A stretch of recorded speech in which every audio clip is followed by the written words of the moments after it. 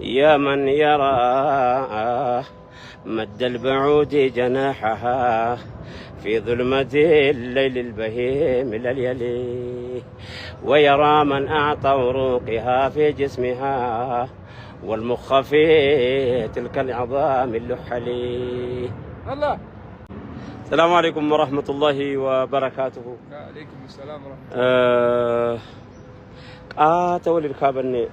جولي الكاني من تمثاني نرى بيرا بيجير كان كوفا غافتا والله نمني بايين نتي بالبليتي ميشا ربيتي نندي بيسي رايا نوتنابا نويم سيسين هندر الكان كون الراقم الكان كين الراقم نانو دي بيسي نانجي تشوف غافنا جبن جربي دولنا فكاكتن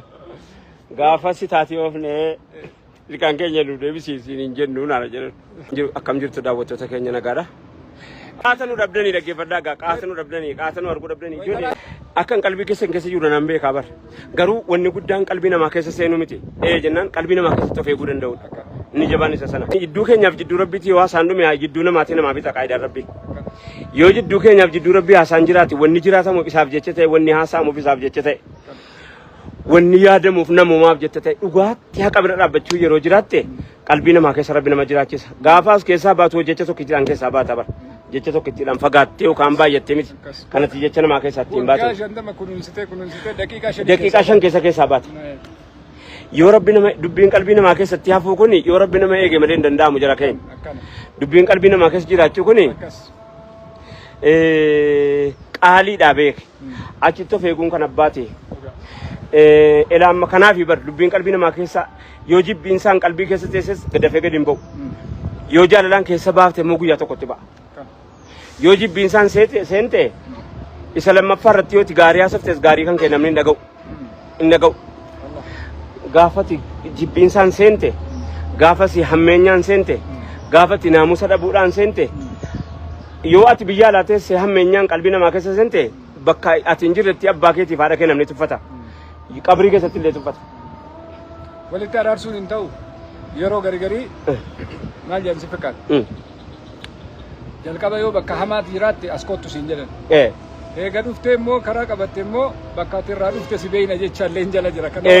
kunuudha kanaaf inni keessaa'uu dubartoota irraa kanan dadhabaa bar amma bor ilmoon kan kee maal ta'aa bor ilmoon kan kee kana adda ati haadha egeree ta'uudhaaf namni bor ilmoo ta'uudhaaf deemutu teemtu gaafa ati arraba baddee arraba hammaatte irra fokkisaanii nama abbaa manaa jala taa'ee baalagatu jechuun afaaniin waa biraatiin osoo hin ta'in afaaniin abbaa manaa warraa utuu qabu baalagatu waan namni haadha manaatii wajjin taa'ee ilaaluu hin dandeenye gaafaati jettu hubattaniitu gaafan ilmoo kootii wajjin waan taa'ee ilaaluu hin dandeenye dubbadhe da'waanuu sadarkaa qaba da'waan argitee waamichi muti lallabumti lallabbiinu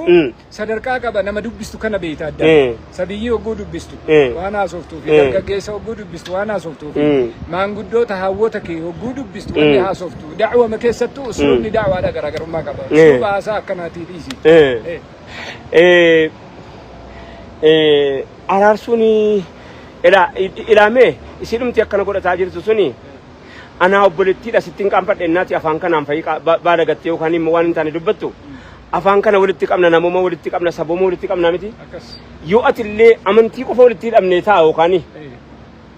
silaahuu amantii tokko wajjin hin qabaata amma akka tokkotti yaadna turre ka akka intinitti jechuudha jaanibaa amantiitiin akka biraatti akka namoomaatti yaadna biyyooma wajjin yaadna jireenya wajjin yaadna waa hunda wajjin yaadna amantii kana yooti bakka buute waa balleessite garuu akka amantiitis hin qaanfadha akka namummaattis hin qaanfadha akka sabaattis hin qaanfadha akka biyyaattis hin qaanfadha akka nama wajjin jireenya jiraate tokkottis ittiin qaanfadha maaliif jennaan karaa keetiin qilleensi na seene karaa keetiin hammeenyi na seene karaa keetiin tuffiin na seene karaa keetiin uummanni keenya nu jalaa musiiba jechuudha gaafa bakka itti baalagatteen silaa of eeggatan qalbii namaa keessa seenuun rakkoo hin qabu qalbii namaa keessa waa gaarii hojjettee fi hawaasa kanaa yaaddee dhugumatti namummaa jecha dhugumatti tuwaa tokko hin ta'in namummaa jecha yoo yaaddeette qalbii namaa keessa seenta maaliin isaa godhee naan qalbii isaa keessa seene mucaa abbaa kootiiti miti bara maaliin isaa godhe xiqqoo waan haa godhaafis ta'uu mala toofiqa rabbii ta'uu mala waa xiqqoo jedhee naan guddootti fakkaachuun ta'uu mala yookaan immoo waa tokko iyyuu hojjenne ta'uu mala akkuma kanaa bara rabbi ofii hojjetee nama fakkeessa waa tokko waan hin godhe hin qabu bara ofii hojjetee nama fakkeessa amma walii gallee mi walii galle gara dhumaatti yoo deebine Sponsor ilkaan keetii anattu ta'a. Amma gaa waan ilkaan kooti. Sponsor isa ilkaan isaa anattu ta'a. Inna lillahi binjiru halkanii guyyaa. Booddee ilkaan sirraa qabanaan jechuun. Naa kaffale. Ilkaan koo walakkaa kan kootiin kolfaa jiran jechuuf gaafa sana nan kolfamoo nan dhiisa. Walakkaan ilkaan inni ittiin kolfaa jiru kun kootii naan. Sponsor anattu ta'a.